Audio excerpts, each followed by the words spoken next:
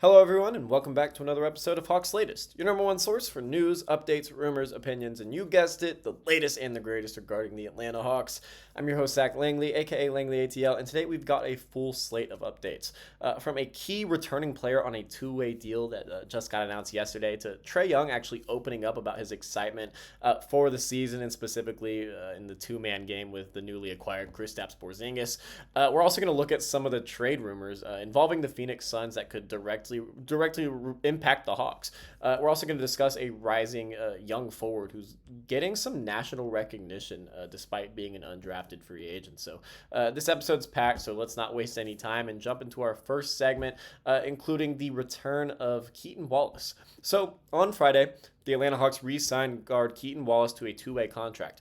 Wallace actually entered restricted free agency this summer, and we've talked a lot about his contract situation and the realisticness of Atlanta bringing him back. But he is returning to the organization after a pretty solid season, getting minutes when he really wasn't supposed to. Injuries happened, and he found himself real rotation minutes, and he looked pretty solid in them. He averaged 5.4 points, 2.6 assists, and 1.6 rebounds per game in just over 16 minutes per night. Definitely wasn't playing every single game, but in his spot minutes, he looked good. So Wallace's breakout moment actually came on the Hawks season finale last year against the Orlando Magic. It was on April 13th, and he actually had his first career triple-double. He had an incredible 15-point, 10 assist, 10 rebound effort that did kind of turn heads league-wide. I mean, I know anything really happens in the last game of the season, so you can't take that with too much merit. But this is something that definitely, not everyone gets a triple-double in the NBA. There's some real potential there. And while he didn't play in Vegas during the Summer League, which is actually still going on, we've got another game tomorrow, but that'll be the final one. His courtside presence during Summer League made it pretty clear to those watching, at least, that Atlanta was in the cards for maybe a return. He was alongside all of the Hawks teammates there, like Trae and Jalen and Dyson and Zach, and literally everyone showed up. Now, though, with Wallace officially back, the Hawks have filled all three of their two-way spots. Jacob Toppin, who is the forward who's really had a standout Summer League, he got hurt, but he's one of the spots. Eli Ndiaye, the guy who played just one game and ended up getting hurt as well. Hopefully this isn't the luck the Hawks are going to have going into the season, because Summer League definitely we've been dealing with injuries once again. So, but now Wallace is also that third guy. He's locked in on that two-way spot. Many around the league, though, view Wallace as a player who is definitely better than the two-way contract suggests. We talked about, I think in last episode, how the Hawks would probably consider Keaton Wallace for that last official roster spot, because it's been noted that the Hawks had one roster spot left and one two-way spot left. There was rumors that the Hawks were going to use that last two-way spot on, that last official roster spot on Wallace. I definitely think his skill set is better than a two-way. I definitely like that we got him on a two-way just because of the flexibility. Maybe this move is going to hint at a bigger strategy.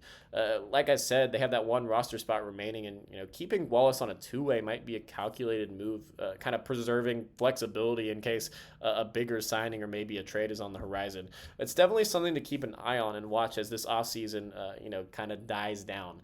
We're almost done with Summer League, and so it's going to be quiet for a little bit, but then we've all of a sudden got training camp and stuff coming up not long after, so there will always be stuff going on, but it's just interesting to watch. And Keaton Wallace on a two-way contract is great.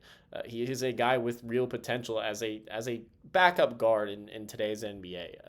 Having a guy like that who will spend time in College Park, but also be up with the main ball club in case of any injuries. It's definitely a good, reliable option for a guy who shouldn't really play significant minutes. So now, speaking of big moves, Trae Young did just drop a new episode of his podcast. He hasn't been super active on that. He started it up, I think, a couple of years ago. He hasn't been super active on that, but he did just have a recent episode, and listen, Hawks fans, it was music to our ears with what he talked about. Trae spoke highly of the direction of the team, and all offseason, not including this episode, he has definitely been outspoken about his commitment to Atlanta and giving the seal of approval towards what GM Monty Saleh has done in the direction of the team.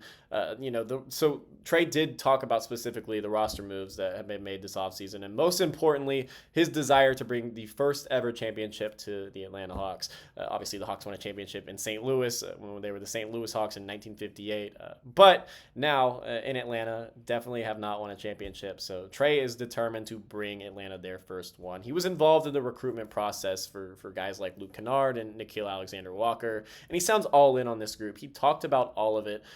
He broke it all down, and he's really excited to take another leadership leap and play with these guys. So he specifically highlighted his excitement to play alongside Kristaps Porzingis. He talked about him probably the longest after talking a little bit about Kennard and Alexander Walker. He talked about the recruitment process and how once the legal tampering period opens, the process of reaching out to those guys. He actually said he said that he's actually known Kennard and Alexander Walker for a while, and he said really with Kennard, they both have a lot of respect for each other because both are lethal outside shooters.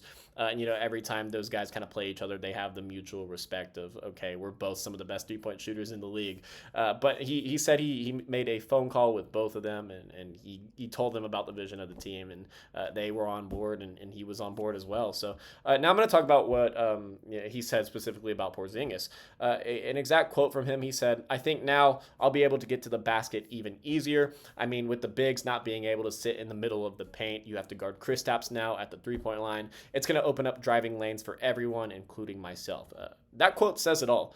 The spacing KP provides will give Trae and really this entire offense a new dimension.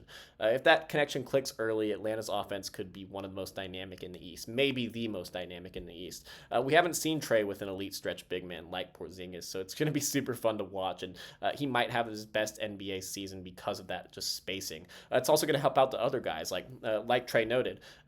Dyson and Zach are always cutting, and they're going to have more room to do that, given that they have a floor spacing big now. I mean, both of the bigs in the rotation now, Porzingis and Okongwu, maybe if they sign another guy who's a stretch big, all have the ability to space the floor and just open up everything for everyone. So it's super good to see that Trae is this bought in and speaking publicly and highly of our new guys, just with the direction this team's going in. So now we're also going to talk about a name that Hawks fans will want to remember, and we've talked a lot about on this channel, Eli Ndiaye. So ESPN's Kevin Pelton actually ranked Ndiaye as the top undrafted rookie in his Summer League Superlatives article.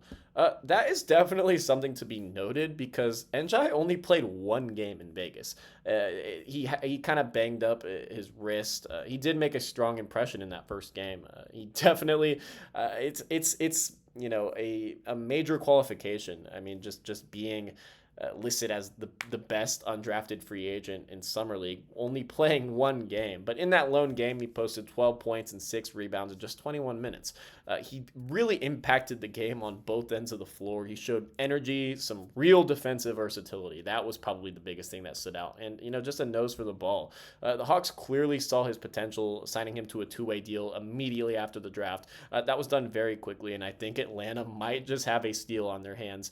Getting this, national recognition already like that is huge. Once he actually suits up for College Park and maybe even the Hawks, he's going to get a lot more love.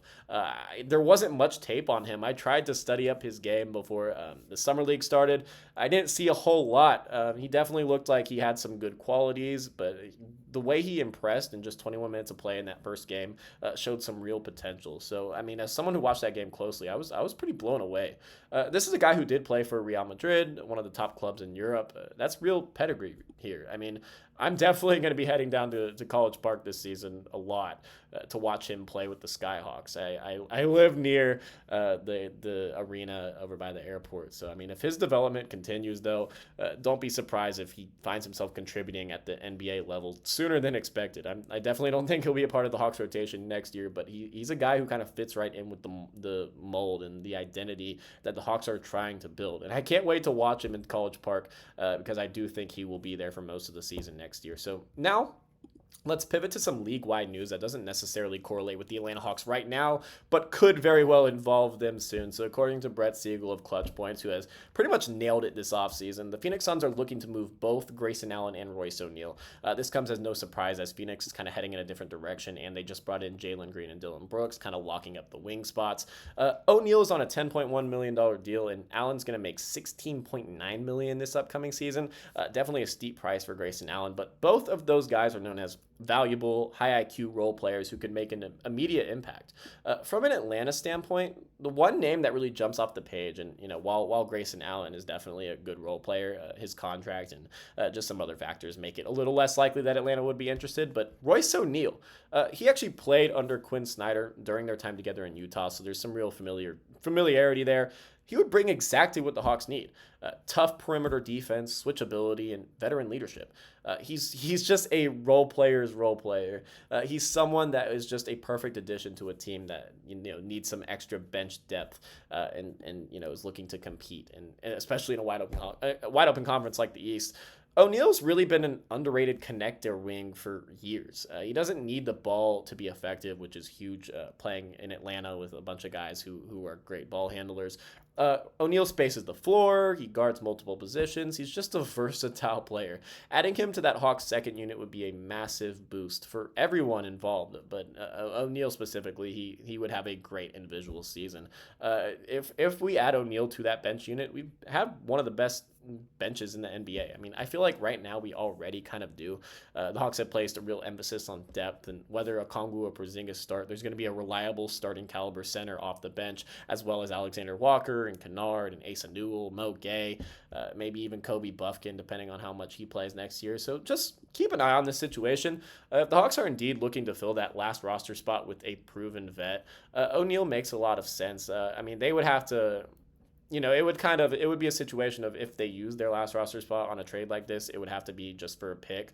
But then that would put probably Atlanta over the luxury tax. It would put Atlanta over the luxury tax, and obviously the Hawks have been Tony Ressler has been hesitant to pay that. I don't think he will this year. But I mean, you could also do a player for player swap. I mean, if Atlanta maybe wanted to ship a guy like Vit Krejci, I definitely wouldn't be pro that. But it's something to think about. O'Neal is definitely a guy who can contribute right now, and so can Vit. So I don't know if I would include Vit in a deal for him. But if they maybe wanted to go into the luxury tax and sent like a few second round picks to the Suns for Royce O'Neal, it would be a real move into contention for Atlanta. That's how high impact a player like Royce O'Neal is. So to recap, Keaton Wallace is back on a two-way, a steal for the Hawks. Trae is all in on the connection with KP and can't wait to suit up with this new team. Eli Ndiaye is already turning heads with ESPN, and the Hawks maybe circling Royce O'Neal in as a final bench piece. What do you think, Hawks fans? Should Atlanta make a push for Royce O'Neal or maybe even Grayson Allen? Do y'all think Keaton Wallace will eventually crack the full-time rotation? And how is your excitement for this new look team? I know I'm super excited, and I can't wait for just training camp to get started so we can see footage of these guys playing together. So thank you guys for watching. Be sure to leave your thoughts in the comments below. Hit that like button and subscribe so you don't miss a single update here on Hawks Latest. We're going to be pushing out videos every single day, keeping you guys updated and informed about the Atlanta Hawks. But until next time, go Hawks. I'm Zach Langley, aka Langley ATL, and I'll see you guys next time.